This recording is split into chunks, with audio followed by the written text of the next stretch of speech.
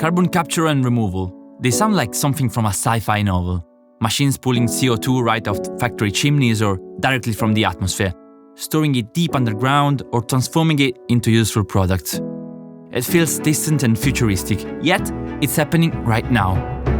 The main climate science authorities call these technologies critical for staying below 1.5 degrees of global warming. Wall Street is pouring money into them, and tech giants are racing to invest. But how do they actually work? What's the difference between capturing carbon at the source and removing it from the air? Are these our silver bullets against climate change, or just overhyped solutions? And most importantly, can we scale them fast enough to make a difference?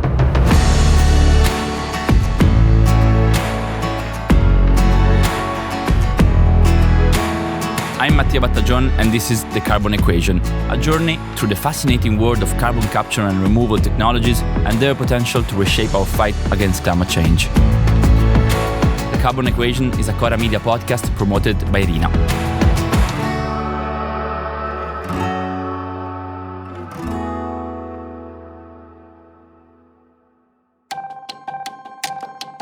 Today, we're diving deep into the world of carbon capture, removal, use and storage with Andrea Bombardi, Executive Vice President of Global Market Development at RINA. From cutting-edge capture and removal facilities to innovative storage solutions, from hard-to-abate industries to transportation challenges, we explore the present and future of these fascinating technologies that might just help us solve the carbon equation. Welcome, Andrea. Yes, thank you so much. How are you? I'm fine. Yeah, Let's ready to go.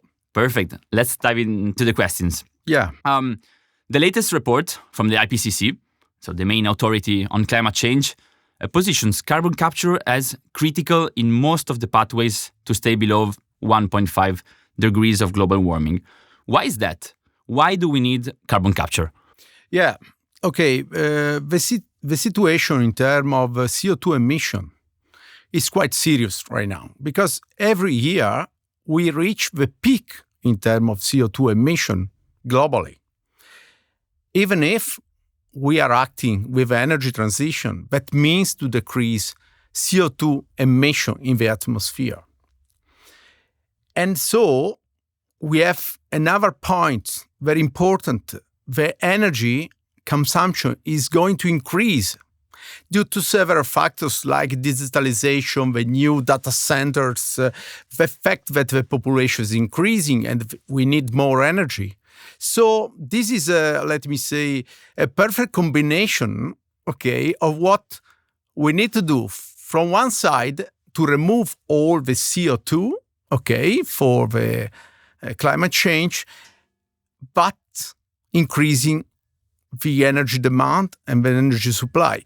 So what we can do, okay, we need to apply with all the technologies, with a mix of energies that we have today and that we can, let me say, push further in the medium term up to 2030. And we need a mitigation measure, for sure. Carbon capture is a mitigation measure. It means that we produce CO2, okay, but we don't emit in the atmosphere because we trap it.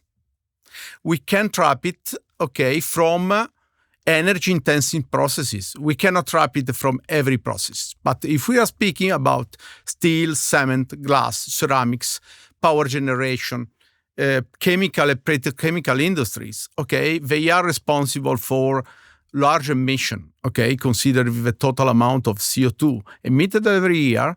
And so this is one of the measures that we can put in place today in order to decrease CO2 emission. And it seems to be experiencing a gold rush movement, this technology with Wall Street banks and tech giants from the Silicon Valley that are starting to invest more and more. But let's take a bit of a step back and try to explain what is actually carbon capture, how do you actually do it, how do you remove or capture CO2, and what's the difference actually between capture and removal? Okay. the carbon capture is a technique that has been used for decades in the oil and gas. Okay, when you have an oil field that is going to decrease its pressure, you can pump CO2 that you recover from the processes, and just to push the oil out of a well. So this is something that is known. Okay, and you have to trap it and just to bring it. The difference is that in this case, you need tons of CO2, the one that you need for your process. Today, we need to capture CO2 up to 100% of the one that you emit. So the technology is the same, but the target is quite different. Okay, and this means that it's more costly, it's more expensive. Technically, it's feasible. Okay, but when we go to industry, we cannot consider only the technologies. We can to consider also how they can impact a business. And this is very important. But for the sector that I mentioned before, we have no alternatives in the medium terms. So we have to start. And as you said, you can capture when emitted, okay? Different techniques, pre-combustion, post-combustion, oxidation, okay, in order just to reduce, to concentrate the CO2 stream, in order just also to facilitate how to capture it. Or you can remove maybe from the sea, or remove from the air, okay, that are, let me say, more on the innovation side, on how to treat CO2.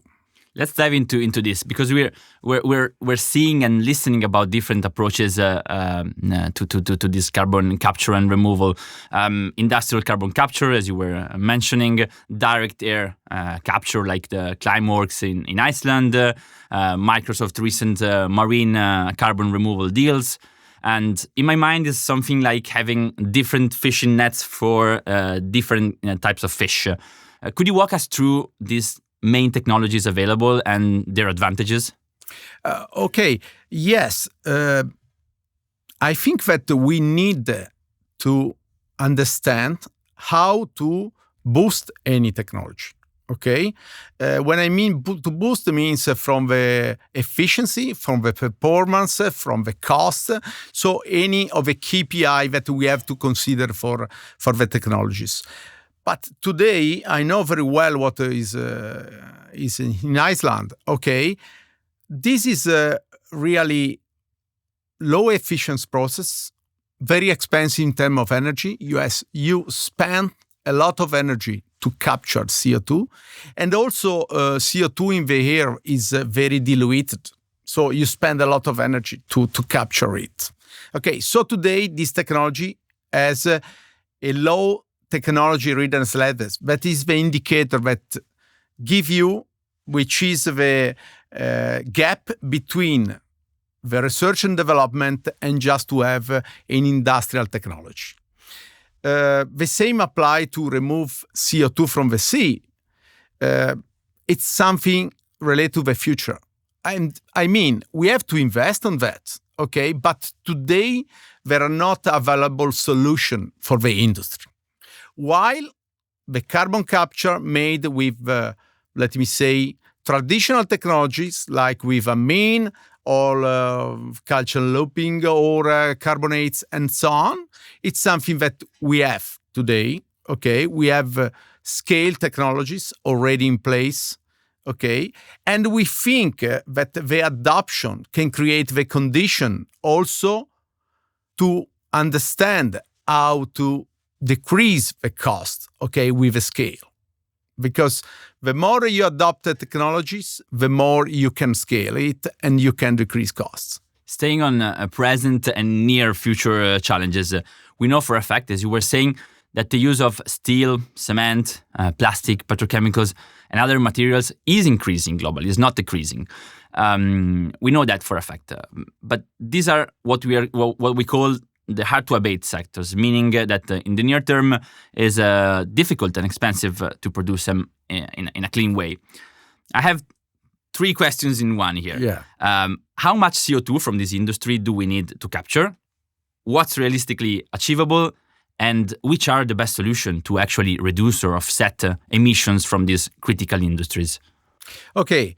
First of all, they count more or less from one fourth of a total emission. Okay, so it's big industries. Okay, and I think that you don't have to think about these industries with only one technology. Okay, first of all, you have to apply with digitalization, energy efficiency, and efficiency of the process itself. Okay, in order to reduce, okay, the energy consumption, and this means to save CO2. Then cement. I would like just to mention cement because cement is quite different from the others. Because in cement, the 60% of CO2 is done from the chemical reaction to make cement. Okay, so it's not combustion. Okay, it's something that is, let me say, that you have to accept. Okay, otherwise you have to invent how to do cement in a different way. Okay, and so this means that this CO2 you have to capture because you cannot substitute the fuel, okay, the gas to make the heat for the process. Okay, you can do, but for only 40% of reduction. Good. Okay, but we don't arrive to the final goal. Okay, so these kind of industries can leverage on different mix. Okay, you can have a biofuel. Okay, but we don't have too many today. Okay, so if you want to be concrete and pragmatic, you have to apply for carbon capture. Okay, carbon capture is the solution of today for this kind of environment because you don't have any other chance today, and you can, let me say, optimize your cost also because you can use infrastructure already in place. And once you've captured this CO2, where does it go? What are the current storage solutions? And also, can we use this CO2 in a productive way instead of just storing it? Okay, CO2, you trap it when you make combustion. Take a power generation plant, okay, when you burn the gas in order just to let me say, make the combustion for the engine, okay, the turbine, you produce CO2, okay. Then you can concentrate it and to trap it, okay. You need to transport it. Transport means pipelines or virtual pipelines. Virtual pipelines are trucks, are ships, are rail, and then you have to store. Okay, to store, mainly you can use depleted wells coming from the oil and gas. This means just to go on a brownfield, so existing infrastructure, just lowering capex. And this is very important because if we want to have this economy start and boost, we need to use what we have, okay? And you have to create some clusters, some hubs to collect it, okay? So where you have important, huge industrial hubs in terms of, let me say, energy-intensive activities, and so it means higher CO2 emissions.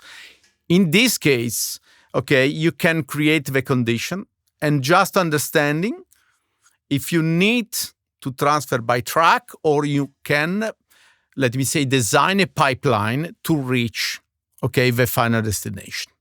Okay, so the model is not only how to capture CO2, but how to build the infrastructure in order to store it. And this is the first goal. Then you can go on the utilization side. In this case, you have some opportunities, but they are really taking a little percentage of CO2 that we are going to emit today, tomorrow, in the future. This is just to inert in materials or just to use it for spirits. Okay, so the sparkling that you need for spirits or for the water. Okay, it's possible. Okay, but few percentage. Okay, I think that the 0.5% of what we emit. A big alternative of the future, but we have to work on it, is just the synthetic fuels. Okay, what we do? You capture CO2 from one side, you have hydrogen, low carbon hydrogen on one side, you combine, and you can have, okay, what are the fuel, okay, like ethanol, methanol, methane. You have already the infrastructure in place to transport it, and you can use it as the fuel of the future. But today, capturing CO2 is costly, making hydrogen is costly, and just combining them is costly in terms of energy. So where you can have it, where you have lower price for energy, where you have intense activities in terms of emitting of CO2, okay, you can make this circular economy of CO2. Okay, this is something, okay, we are thinking about the future. We have to fine-tune all the processes just to create efficiency of the process and just to act where we have the best condition in terms of renewable energies from one side and CO2 emission. Okay, and I think the Middle East, it's a place where this could happen. Going back a bit to the storage solution, one might ask, how long does it stay there, the CO2? It can stay there like 1,000 years, like more, like just stay there and you close the well and... Yes, you have to maintain the well, okay, in operation, as you do in the oil and gas. You have to apply for monitoring system because you have to take care about the safety, okay? It will remain for thousands of years. But just to be sure, okay, just to be sure for all the stakeholders, you can use monitoring system in order to prevent any leakage. Okay, and you have to test also the materials. You cannot taste the well, but you can taste the connection to the well. So, and it is something that we are doing. We are trying to understand which are the suitable materials. Okay, also reusing the material that are used in the oil and gas in order, let me say, to lower capex, or in another case, just to apply to even more performant materials to transport CO2 and just to inject in the wells through, let me say, what is called tubular goods. You mentioned many times cost. You know, scalability from outside, scalability in the carbon capture industry often feels a bit of like the horizon, visible but seemingly unreachable. Part of it, it's because most of the press around this industry is about new pioneeristic projects, as we were saying before, so that actually are prototypes and they cannot be scaled in the short term. But indeed, there are some challenges in scaling up these technologies. What are the main ones? Yeah, I may say when you have a new economy, okay, we can call it the CO2 economy. Okay, you need to create the condition. The condition means policy, means regulation, means also stimulation packages, okay? If you want to do the energy transition, to be more sustainable, you have to sustain costs. This is for grants, okay? It's something that is unavoidable. So it's like that. So also for carbon capture, as we did for some other form of energy, okay, for the future, we need to create the condition, okay, to do that. There are already projects in place, okay? We have project in UK, we have project in Norway, we have project in Italy, just to mention one that we have in Europe.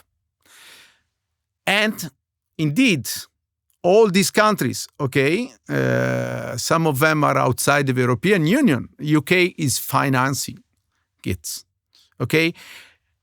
And in a sort of principle of to be technologically neutral, this is an alternative. And we have to consider this alternative as well as we consider the others. Okay, so applying the same schemes and just creating the condition, okay, to do that. Because, it's not only capturing, it's just creating the infrastructure, okay, just the hubs, the terminals, the port terminals, okay? Sometimes you can transfer, let me say, by land, but sometimes you need to transfer by sea. And this is something that is already happening here and there in the world. So it's just a technical one. It's like also an economic one. You have to create both the infrastructure and the market, as you were saying. Looking ahead, speaking about incentives and scalability, we have seen something like this before with solar panels and photovoltaic, with batteries. So technologies that were actually initially very expensive and through the years very expensive, but eventually they became accessible and widespread because of creating incentives and policies that were actually and that are pushing them. For carbon capture, for carbon removal and these kind of technologies, do you think that they will remain a specialized solution at a small scale for specific industry, or we can reach a big scale size? Okay, as I said before, since we have 1/4 of the CO2 emission made by this sector is really something that has been very scalable. Okay, so we need to apply in a very large, size of the industry. It's a slight difference between solar panel because CO2 capture depends also on the concentration of CO2 in the exhausted gas. So it's like a suite. You have to tailor, on the process. Okay, it's not something that is a solar panel that you oriented to the sun, you put there and you produce according to the availability of hours of sun that you have. Okay, so bit different, but scaling the technology means always to save costs because you help also the technology manufacturer understanding how to improve the technology. Okay, and also since this is a modular technology, you have also a factory effect, in terms of scalability. You produce more plants, and in this case, you can lower your cost because also the manufacturers create the condition to be more efficient when doing engineering, when doing procurement, when doing construction, and when doing operation and maintenance of the carbon capture technologies. So for sure, the booming of CO2 capture will create lowering of the cost. This is for sure. Talking about concrete examples, I have one last question for you. RINA is a key player across the entire CO2 value chain. We talk about capture and reuse, but we still miss the link that you actually mentioned at some point, the transportation between these two. Could you share some concrete examples of innovative projects that RINA has been involved into? And are there projects being developed in Italy or by Italian companies that you think are worth mentioning? Yes, sure. RINA is always through our service looking after technology. So first of all, we do technological scouting. So we are just assessing the technology that today are proposed to our client from one side, and we are assessing what is happening in the research, development, innovation, environment in order to understand which of them are really promising for the future and understanding how fast they increase the technology readiness level just to be ready for the market.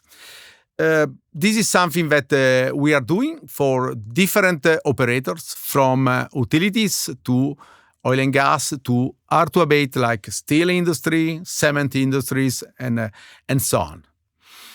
On the other side, going, let me say, a bit farther, we are looking after the transportation for the materials. The materials are very critical, and you need to assess them and their behavior versus CO2. That sometimes it could be liquid, gases, can be in different phases, so you need to understand according to the diagram of CO2 how to treat it. And we already did some, let me say, full-scale testing on CO2. okay, just to sensorize pipelines, understanding what happens. Okay, and when you have an overpressure in terms of CO2, we have a mechanism of corrosion from CO2 or erosion.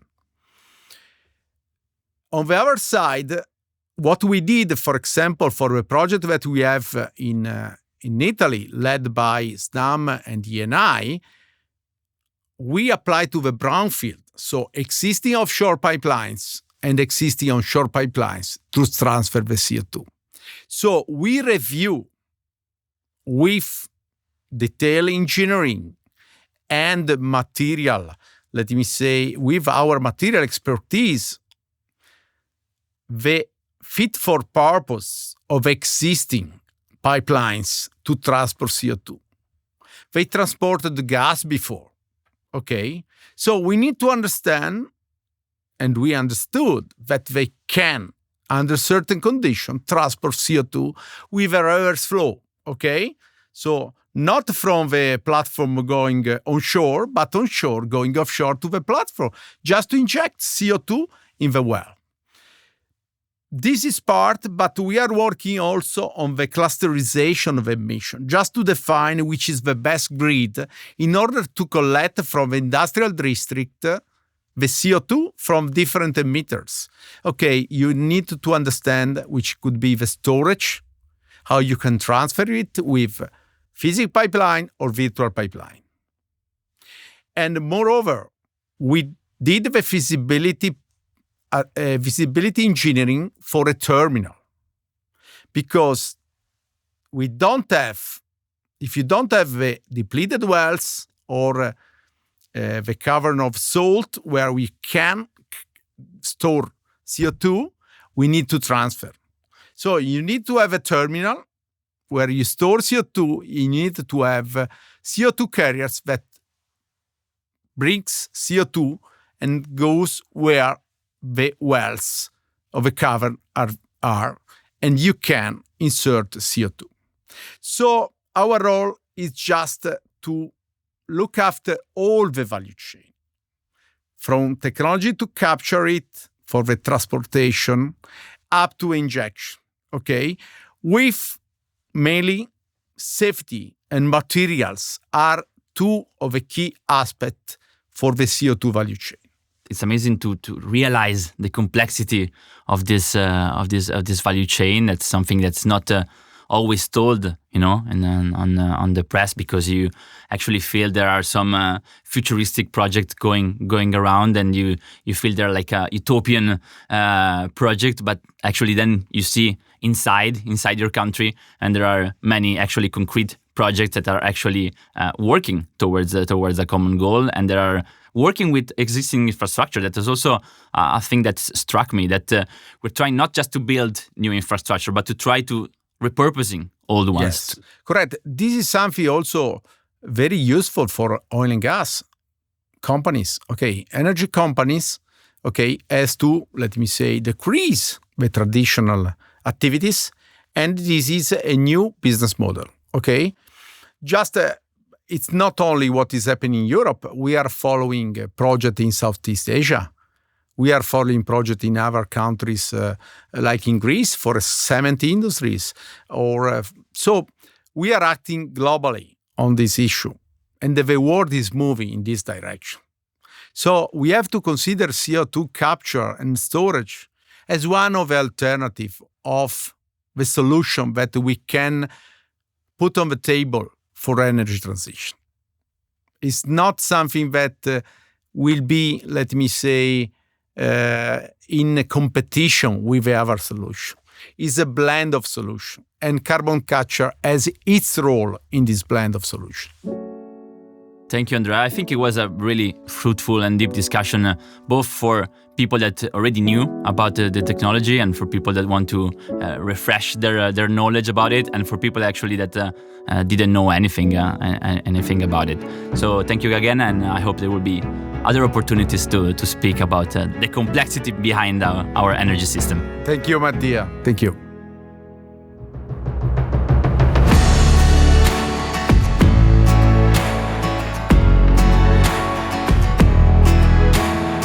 Carbon Equation is a Cora Media podcast promoted by RINA.